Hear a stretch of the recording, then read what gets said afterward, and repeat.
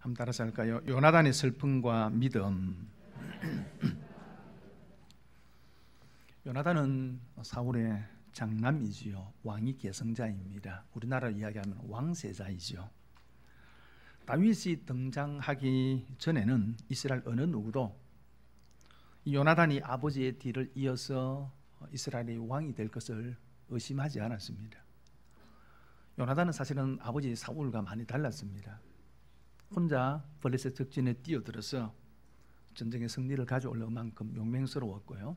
그리고 구원이 사람의 숫자에 달리 있지 않았다라고 하는 분명한 하나님을 향한 믿음을 가지고 있었던 사람입니다. 하지만 다윗이 등장한 이후로 상황이 달라졌습니다. 이스라엘의 어느 장소도 대항하지 못했던 그 골리앗을 다윗이 무너뜨립니다. 그리고 이후에 전쟁에 나가는 곳마다 큰 승리를 가져옵니다.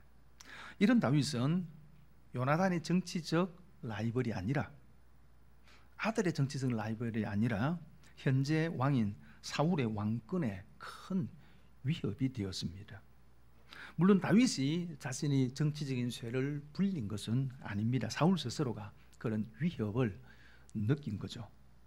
이에 사울은 여러 차례 다윗을 죽이려 했지만은 하나님께서 다윗을 보호하시고 지켜 주십니다. 이런 사울의 끝없는 위협 속에 두려움을 느낀 다윗이 요나단을 찾아가서 하소연을 하죠. 내가 도대체 뭘 잘못했느냐? 왜 내 아무런 죄 없는 나를 네 아버지가 그렇게 죽이려고 하느냐? 네 아버지 때문에 내가 죽겠다, 얼마 살지를 못할 것 같아 하고 하소연을 합니다. 그러자 요나단이 뭐라고 이야기하냐면은, 아니다, 절대 그렇지 않다. 아버지는 내게 숨기는 것이 없다. 아버지가 무슨 일을 할 때는 반드시 내게 그 얘기를 하고 하는데, 아버지가 너를 죽이려는 마음을 가지고 있었으면 나에게도 분명히 이야기했을 것이다. 근데 나에게 그런 얘기를 한 적이 없다라고 그렇게 이야기를 합니다. 사실 그런데 사울이 다윗을 죽이려는 것은 이미 공개된 일입니다. 사울이 신하들에게 다윗을 죽이라고 명령했기 때문입니다. 요나단이 사실 그 사실을 모를 리가 없습니다. 그래서 어쩌면은 요나단은 이런 아버지의 마음을 인정하고 싶지 않았던 것 같습니다. 그래서 사울 아버지를 변호하면서 아버지가 너를 죽이라는 건 아니다 하고 그렇게 변호합니다. 그런 요나단에게 다윗이 이런 제안을 합니다. 그러면은 네가 네 아버지의 마음을 확인해서 내게 전해달라라는 것입니다. 그 방법은 매월 첫 달을 월삭이라고 부르는데요. 이 첫날에 하나님 앞에 제사를 드리고 가족들이 모여서 공동 식사를 합니다. 그것이 때로는 3일 동안 계속 이렇게 공동 식사를 하게 되어지는데, 내가 그 식사에 참여하지 않겠다. 다윗이 고향에 내려가서 가족들과 함께 매년제를 드리기 위해서 베들레헴에 내려갔다라고 네가 그렇게 아버지한테 이야기를 해봐라. 그러면은 아버지가 분명히 아버지가 반응을 보일 거다. 첫째는 그런 얘기를 듣고도 아버지가 별다른 반응이 없으면은 그것은 나를 죽이는 마음이 아버지에게 없는 것이다. 그러나 그 얘기를 듣고 나에 대해서 분노한다 그러면은 그것은 다윗을 죽이려는 마음을 네 아버지가 품고 있기 때문이다. 그래서 아버지가 네 아버지가 어떤 마음을 가지고 있는지 확인해서 내게 알려달라 그렇게 요청을 합니다. 이 요나단이 다윗의 요청대로 하겠다고 약속을 합니다. 그리고 그 확인한 마음을 어떻게 다윗에게 전달할지를 이야기를 합니다. 사실 공개적으로 다윗을 만나서 전달하면은 다윗이 어려움에 위험에 처할 수 있기 때문에 은밀하게 그 사실을 다윗에게 알려주기로 그렇게 약속을 합니다. 그리고 요나단이 다윗이 공동식사에 참여하지 않은 것에 대해서 사울에게 이야기를 하죠. 그때 사울이 분노합니다. 다윗을 향하여 분노할 뿐만 아니라 그 다윗을 두둔하는 아들 요나단에게도 저주를 퍼붓습니다. 이를 통해서 요나단이 아버지 사울이 다윗에 대해서 어떤 마음을 가지고 있는지를 분명하게 확인하게 되어지고, 다윗에게 그 사실을 알려주고 다윗에게 너는 피신해라 그렇게 얘기를 해줍니다. 이로써 다윗은 피신을 가고 요나단과 다윗이 헤어지게 됩니다. 오늘 그것이 본문의 내용입니다. 오늘 본문에서 요나단이 가지고 있는 어떤 두 가지의 모습을 보게 됩니다. 첫째는 사울과 다윗 사이에 있는 그 요나단의 그런 그 사이에서 요나단의 갈등과 슬픔을 우리가 보게 되어집니다. 한쪽은 아버지입니다. 비록 하나님께 버림받았지만은 그래도 아버지죠. 아들은 누구 편이 되어야 됩니까? 잘 몰라요? 아버지는 누구 편이 되어야 됩니까? 아들 편이어야 되잖아요. 그런데 다른 한쪽은 자기가 생명같이 사랑하는 친구 다윗입니다. 근데 아버지가 자기 생명같이 사랑하는 다윗을 죽이려 합니다. 여러분, 요나단 입장에서 이 두 사이에서 요나단은 어떤 처신을 해야 되고 어떤 선택을 해야 됩니까? 이게 요나단의 슬픔이고 눈물이죠. 그러면서 오늘 본문이 또 한 가지 보여주는 것이 요나단의 믿음입니다. 아버지와 다윗 사이에 그가 슬픔을 겪지만은 요나단은 믿음의 길을 선택합니다. 아버지와 아들이라고 하는 혈육, 정, 거기에 이끌려서 선택한 것이 아니라 믿음으로 선택하고 결단하는 것을 오늘 본문이 우리에게 보여주고 있습니다. 이런 요나단의 믿음이 어떤 믿음일까요? 첫째는 한번 따라할까요? 다윗의 시련을 하나님의 관점에서 보았다. 22절 말씀 함께 읽겠습니다. 시작.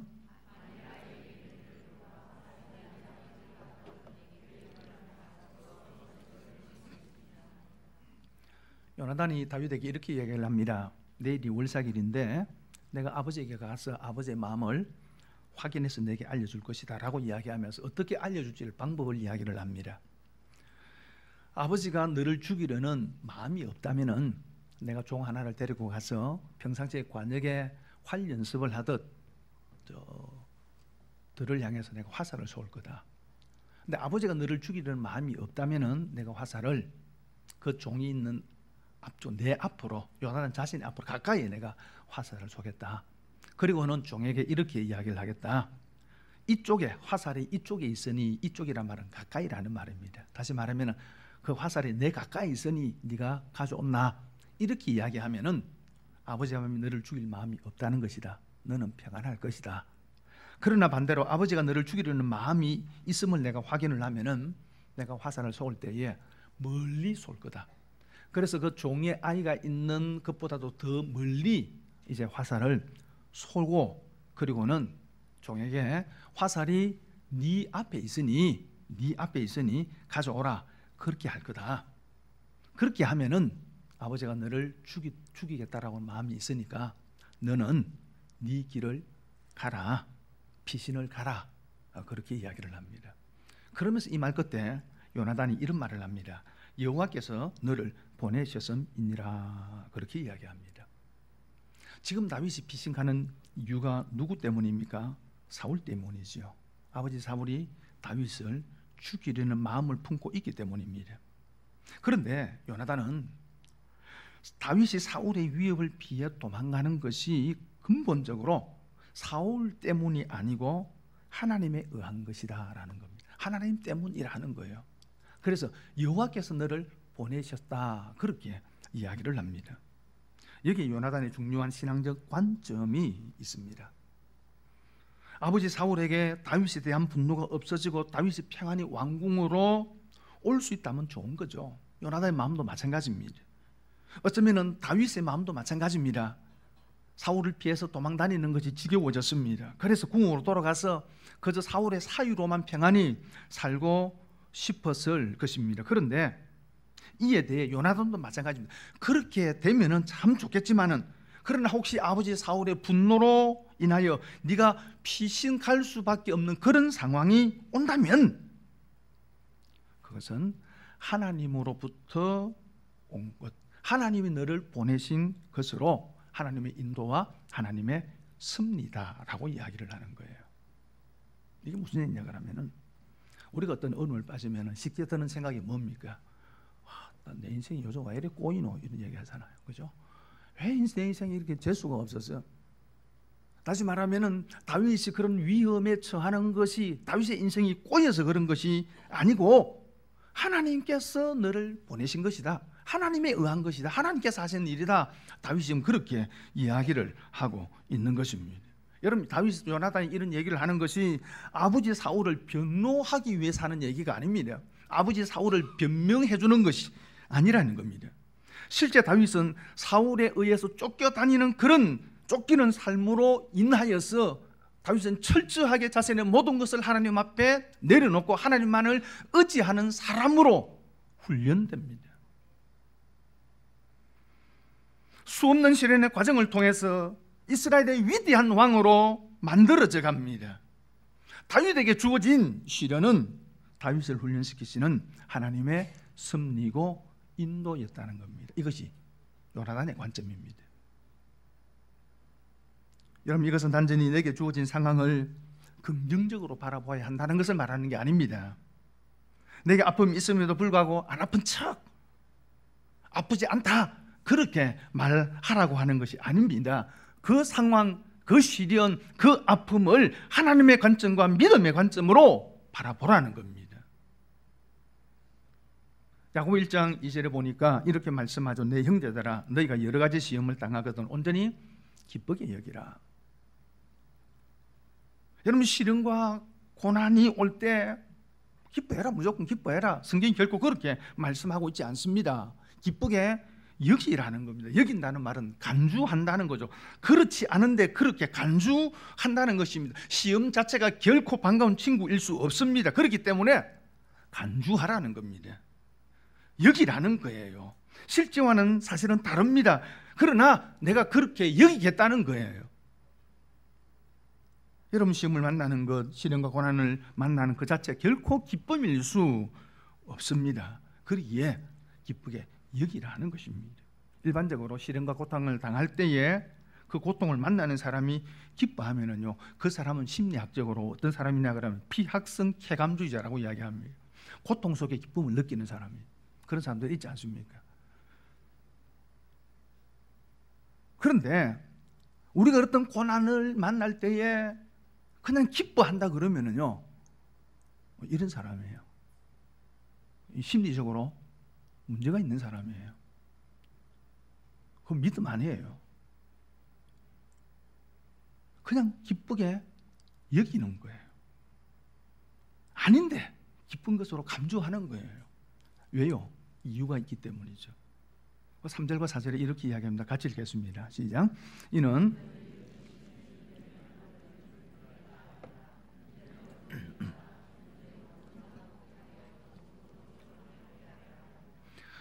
그렇게 기쁨으로 기쁜 것으로 간주하는 이유는 그런 결국 시련과 이런 어떤 시험이 인내를 만들어낸다는 것입니다. 여러분, 그래서 하나님의 사람은 그런 가운데서도 인내합니다. 하나님의 뜻은 다 알 수 없고 왜 하나님께서 내게 이런 일을 허락하시는지 알 수 없지만 신실하신 하나님을 믿으며 인내하면은 그 인내가 결국은 우리로 하여금 온전하게 하고 구비하게 하고 부족함이 없게 만들어 준다는 겁니다. 이게 온전하다는 것은 완전하다라는 것을 이야기합니다. 시험을 통해서 그 신앙과 믿음이 완전해 성숙해 준다는 것입니다. 구비한다는 것은 합당하다는 겁니다. 그리고 부족함이 없다는 것은 하나님의 표준에 도달되는 인격을 이야기를 합니다. 이런 시련과 고난 가운데서 인내하고 그 인내를 통해서 결국은 그것이 당하는 것이 어떤 것이든지 간에 그것을 통해서 더 성숙되고 하나님이 기뻐하시는 사람으로 자라간다는 것입니다. 그렇기 때문에 시련 그 자체는 결코 기쁜 것이 아니지만은 그 시련을 통해서 이루어질 일들을 바라보며 기뻐하라는 겁니다. 그런 측면에서 보면은 시련은 감추어진 축복이라는 거예요. 여러분, 믿음의 사람은 그런 시련 속에서도 그래서 그것을 기쁨으로 여기고 오히려 그 가운데서도 기뻐할 수 있는 것이 믿음의 사람이라는 거죠. 김병영 목사님이라는 분이 바람이 불어도 좋아라는 책에서 그 라이너 마리아 릴케이라고 하는 분이 쓴 젊은 시인에게 보내는 편지라고 하는 그 책에 있는 책의 내용을 이렇게 인용을 합니다. 한번 읽어드리겠습니다. 문제들 그 자체를 사랑하려고 애써보세요. 마치 그것들이 밀폐된 방이나 낯선 말로 쓰인 책인 것처럼 지금 당장 해답을 찾으려고 하지 마세요. 당신은 그 문제들을 가지고 살아보지 않았기 때문에 지금 그 대답을 얻을 수가 없어요. 그래서 모든 것을 살아보는 것이 중요해. 이제 그 문제들을 가지고 살아보세요. 우리는 어떤 문제를 만나면은 우리의 마음속에 당장 드는 생각이 뭐냐 그러면은 해답입니다. 왜 이런 일이, 왜 하나님에게 이런 일을 허락하시지라는 거예요. 근데 그건 알 수 없다는 겁니다. 언제 알 수 있습니까? 살아봐야 알 수 있다는 거죠. 그래서 지금은 그 답을 구하려 하지 말고 살아보라는 것입니다. 그러면서 이 책에 또 이렇게 이야기합니다. 붙잡고 오래 씨름하다 보면 해답을 얻는다. 신기하다. 해답을 가지고 사는 것이 아니라 산 뒤에 스스로 해답을 발견하게 된다. 그래서 어려움을 딛고 일었으면 언젠가 두려움을 주었던 낯선 것들이 내 삶의 소중한 보물이 될 것이라는 기대를 가지게 된다. 지금은 인류는 알 수 없지만 살아보는 겁니다. 믿음으로 살아보는 겁니다. 인내하고 살아보는 겁니다. 그러면 살다 보면 하나님께서 왜 내게 그런 일을 허락하신지를 알게 되어지고, 비로소 그때 내게 찾아왔던 그 낯선 것들에 대해서 이것이 내 삶의 가장 소중한 보물이었다라고 고백하게 된다는 거예요. 사울에 의해서 도망다니는 다윗의 삶이 결코 즐거운 것이 아닙니다. 기쁜 것도 아닙니다. 하지만 하나님 그런 시련을 통해서 다윗을 다듬어 가셨습니다. 그의 믿음을 다듬어 가셨고 그의 인격을 다듬어 가셨습니다. 그래서 다윗의 삶에 있어서 그런 고난의 시련의 삶이 다윗의 인생의 가장 소중한 보물이 됩니다. 그래서 요나단이 이야기를 합니다. 네 길을 가라. 비록 그것이 힘들고 어렵지만 네 길을 가라. 하나님이, 여호와 하나님 너를 보내셨다. 사랑하는 성도 여러분, 지금 여러분이 만난 상황, 여러분이 가야 할 길, 그것이 어떤 것이든지 간에 후사가 목사가 선포합니다. 가십시오. 힘들도록 가십시오. 하나님이 보내셨습니다. 그리고 하나님은 그것을 통해서 놀라운 일을 이루어 가실 겁니다. 그래도 언제로는 따랄까요? 하나님의 뜻이 최우선이었다. 이제 월삭일이 되고 왕궁에 공동 식사가 준비가 되었습니다. 사울이 보니까 다윗의 자리가 비어 있었어요. 그래서 사울이 심중으로 이런 생각을 갖습니다. 아, 다윗에게 무슨 부중한 일이 있은 모양이다. 율법에 의하면은 예를 들어서 죽은 시체를 만들자 이렇게 부정하게 되어지면은 하나님께 드린 죄물을 먹을 수가 없습니다. 그리고 하루 동안은 물로 깨끗하게 씻고 공동체에서부터 떨어져 있어야 합니다. 그래서 사울이 다윗이 식사일이 없는 것을 보고 아, 다윗에게 그런 일이 있었나 모양이다라고 그렇게 생각하고 하루를 넘겼다는 겁니다. 그런데 둘째 날이 되어도 다윗의 자리가 비어 있으니 사울이 요나단에게 다윗이 어디 있느냐, 어디 갔느냐 물어봅니다. 그때 요나단이 대답을 하죠. 가족끼리 제사할 일이 있어서 베들레헴 자신의 고향으로 내려가겠다고 나에게 허락을 구해서 제가 그렇게 허락을 했습니다 하고 대답을 했습니다. 그래서 30절에 사울이 요나단에게 화를 내며 그에게 이르되 표영무도한 계집의 소생아, 네가 이새의 아들을 택한 것이 내 수치와 내 어미의 벌거벗은 수치됨을 내가 어찌 알지 못하랴. 그렇게 이야기를 합니다. 화라는 말이 코라는 말이에요. 의미가 있습니다. 코에 그냥 콧김이 그냥 막 뭡니까 등 콧금이 나올 정도로 맹렬하게 분노하는 그런 것을 이야기합니다.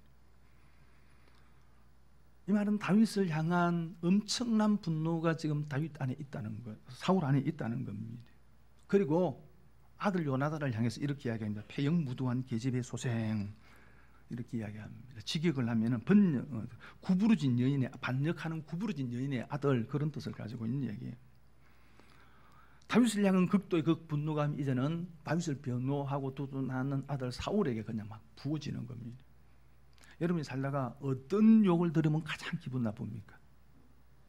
어떤 욕을 들을 때 여러분이 가장 수치를 느껴요? 부모 끄집어낼 때 그렇잖아요, 그죠? 네 하는 꼴을 보니까 네 부모를 알겠다 이러면 막 뒤집어지잖아요, 그렇잖아요. 지금 사울이 어머니를 이야기하는 거예요. 요나단이니까 엄청난 수치를 주는 거죠. 그리고 내 수치와 내 어미의 벌거벗은 수치라고 이야기합니다. 다윗이 왕권을 가져갈 경우에 요나단의 어미가 요나단 낳은 그 자체를 너를 낳은 것을 부끄러워할 것이다. 그렇게 이야기를 합니다. 사울에게 요나단이 이제는 더 이상 사실 아들이 아니라는 거죠. 그리고 31절에 이렇게 이야기합니다. 같이 읽겠습니다. 시작.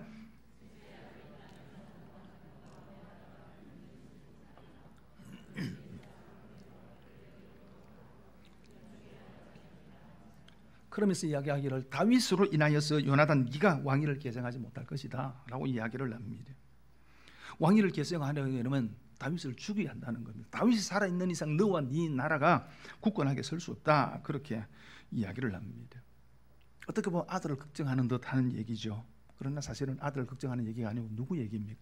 자기 욕심, 자기 욕망을 표현하는 겁니다. 그런데 지금 그 욕망이 깨어지려 하고 있습니다. 그러니 아들에게 온갖 저주를 퍼붓고 있는 거예요. 부모들이 자녀들에게 잘 이렇게 늘 하는 얘기 중에 하나가 이런 얘기예요. 아이가 뭐 잘못하면은 그냥 꾸중하고 놓고는 제일 마지막에 꼭 이런 얘기. 이게 다 네 잘되라고 하는 얘기다. 안 그래요, 그죠? 엄마 잘되라고 하는 게 아니고 다 네 잘되라고 하는 얘기다. 항상 마무리 그렇게 아주 아름답게 끝을 맺습니다. 근데 여러분이 질문해 보겠습니다. 진짜입니까? 그 진짜 자식 잘되라고 그렇게 하는 얘기예요? 물론 자식 잘되라고 하는 마음도 있지만 그 마음 안에는 어떤 마음이 있습니까? 부모의 욕심이 있는 거예요. 부모의 욕망이 있는 겁니다. 부모의 욕심과 욕망을 아들을 통해서 이루고 싶어하는 부모의 욕심이 그 아들들이 있는 그 마음을 이렇게 표현하는 거예요. 다 네 잘되라고 하는 얘기다. 여러분, 아이들에는 아이들의 길이 있습니다. 부모의 욕심을 채워주는 도구가 아니에요. 하나님께서 그 아이를 향한 뜻이 있고 그 길을 걸어가는 것이 아이들에게 가장 복된 길입니다. 여러분의 욕심을 가지고 자꾸 아이들을 그렇게 하지 마십시오. 지금 다윗이 그렇게 이야기를 합니다. 네 나라와 네 나라가 든든하게 서지 못할 것이다 라고 이야기하고 아들을 다 너를 위한 것이다 라고 이야기하지만 그 안에는 사실은 자신의 욕심과 욕망을 깨어질 것 같은 위기를 만나 있어서 지금 그렇게 이야기를 하는 거예요. 그래서 요나단이 아버지 사울에게 이렇게 이야기합니다. 아버지, 그러면은 도대체 다윗이 죽을 일이 무엇입니까? 도대체 다윗이 무슨 잘못을 했습니까? 라고 하니까 창을 들어서 요나단 아들을 향해 던지려 합니다. 그리고 34절 이렇게 이야기합니다. 같이 읽겠습니다. 시작. 심히 노하여 식탁에서 떠나고 그 달의 둘째 날에는 먹지 아니하였으니 이는 그의 아버지가 다윗을 욕되게 하였으므로 다윗을 위하여 슬퍼함이었더라. 다윗이 요단아니 이제는 확실하게 아버지 사울이 다윗에게 어떤 마음을 품고 있는지를 확인합니다. 정말 아버지가 다윗을 죽이려 하는구나. 그래서 그 마음이 슬퍼했다. 이렇게 슬퍼했다는 것은 몹시 상하여 고통 가운데 있는 것을 뜻하는 말입니다. 여러분, 왜 요나단이 아버지가 다윗을 죽이려 하는 것에 대해서 이렇게 마음 아파할까요? 첫째는 다윗이 죄가 없기 때문입니다. 여러분, 다윗이 한 일이라고는 골리앗을 무너뜨리고 나라를 구한 것밖에, 그가 전쟁터 나갈 때마다 적들을 이기고 승리한 것밖에 없습니다. 그런데 사울이 다윗을 시기해서 다윗을 죽이려 하고 있는 거예요. 그리고 또 한 가지 이유는 다윗이 왕이 되는 것은 하나님의 뜻입니다. 요나단은 그것을 분명히 알고 있었습니다. 사무엘이 사울에게 이렇게 이야기를 합니다. 그의 마음에 하나님의 마음에 합한 사람을 구하여 여호와께서 그를 그의 백성 지도자로 세우셨느니라. 그렇게 이야기를 합니다. 아버지 이후에 하나님께서 하나님의 마음에 맞는 사람을 세울 것이라고 이야기한 것, 이 하나님의 마음에 맞는 사람이 다윗인 것을 요나단은 알았습니다. 그리고 그가 아버지 사울에게 있었던 함께 하셨던 하나님이 아버지 사울을 떠나서 다윗과 함께 하는 것을 그가 보았습니다. 여러분, 그러니 하나님의 뜻이 분명한 것을 요나단이 아는데 어떻게 그 하나님의 뜻을 거스를 수 있겠습니까? 여러분, 요나단에게 욕심이 없었겠습니까? 아버지가 초대 이스라엘 왕이고 자신이 장남입니다. 당시의 관례대로 하면은 아버지를 이어서 자신이 왕이 되어야 됩니다. 왕위를 계승해야 됩니다. 여러분, 그런데 요나단은 하나님의 뜻이 다윗에게 있는 걸 알았습니다. 인간적으로 저 자리가 내 자리인데 근데 하나님의 뜻이 아니에요. 여러분, 그 마음에 그런 미련이 없었겠습니까? 그럼에도 불구하고 하나님의 뜻이니까 그 하나님의 뜻 앞에 자신을 죽이고 자기를 포기하는 거예요. 여러분, 믿음의 삶에는 대적이 있습니다. 우리의 신앙의 삶에는 대적이 있어 때로는 우리를 유혹하기도 하고 우리의 신앙의 삶에 심각한 장애물을 두기도 합니다. 그런데 여러분, 우리 인생의 최대의 대적은 누구입니까? 그 대적은 어디에 있습니까? 우리 안에 있습니다. 우리 자신이에요. 여러분, 가룟 유다가 예수님을 은 30에 팔아버립니다. 성경이 이렇게 이야기합니다. 사탄이 유다의 마음속에 예수님의 팔 생각을 넣었다라고 이야기를 합니다. 그렇다면 모든 책임이 사단에게 있는 것입니까? 아닙니다. 가룟 유다 안에 있는 탐욕, 그 탐욕을 이기지 못한 겁니다. 그래서 결국은 예수님 은 30에 팔게 되어지는 거예요. 여러분, 가장 무서운 적은 우리 안에 있습니다. 때로는 우리의 고집과 우리의 생각과 우리의 어떤 아집이, 그것이 때로는 우리 안에서 최대의 적이 되어서 하나님의 뜻을 가로막게 되어지는 겁니다. 요나단은 어쩌면 자신의 생각도 있고 자기 욕심도 있죠. 그러나 그 분명하신 하나님의 뜻 앞에 자신의 뜻을 포기하는 겁니다. 하나님의 뜻이 다윗에게 있으면 하나님, 내가 그 뜻에 순종하겠습니다. 그렇죠? 그리고 세 번째로는 하나님의 뜻은 반드시 이루어진다는 겁니다. 요나단은 이것을 알고 있었습니다. 그래서 15절에 이렇게 말씀하죠. 같이 읽겠습니다. 시작.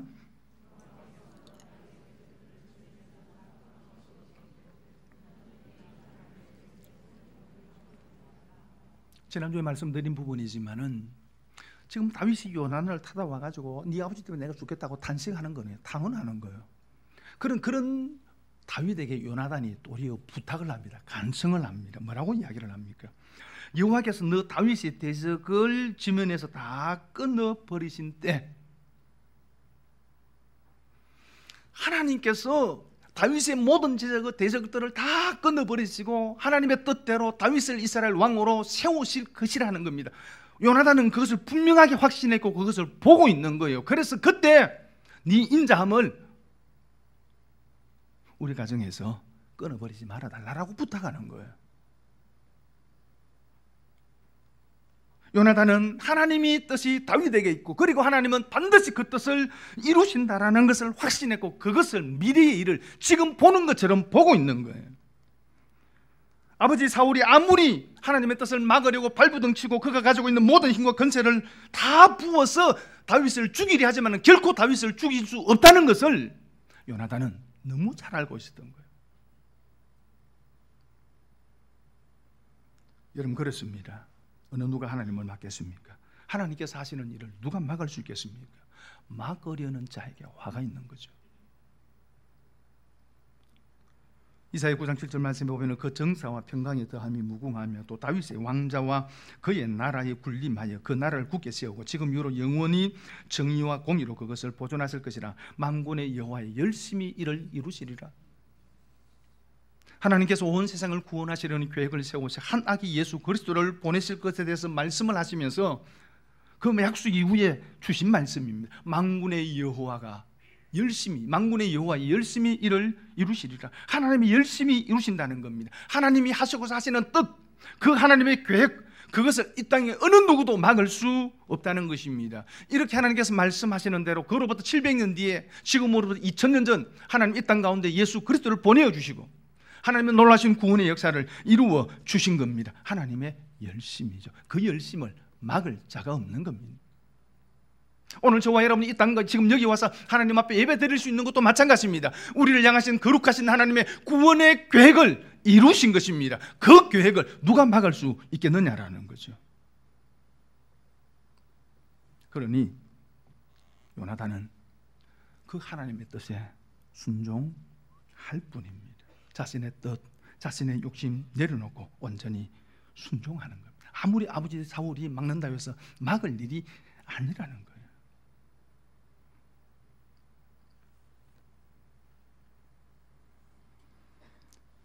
그리스도인의 삶이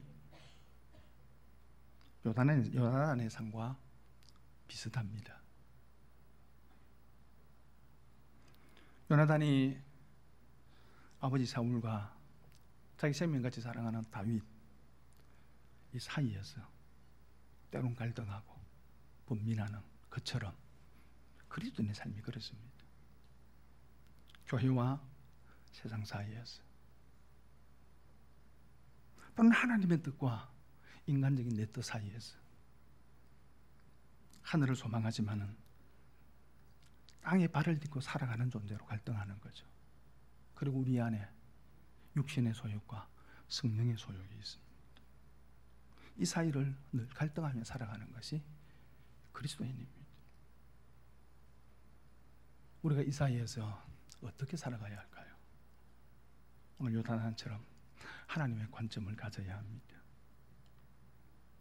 내 이익의 관점이 아니에요. 혈육의 관점도 아니고요. 인간적인 정의 관점도 아닙니다. 성경적인 관점이고 하나님의 관점이고 믿음의 관점으로 보아야 합니다.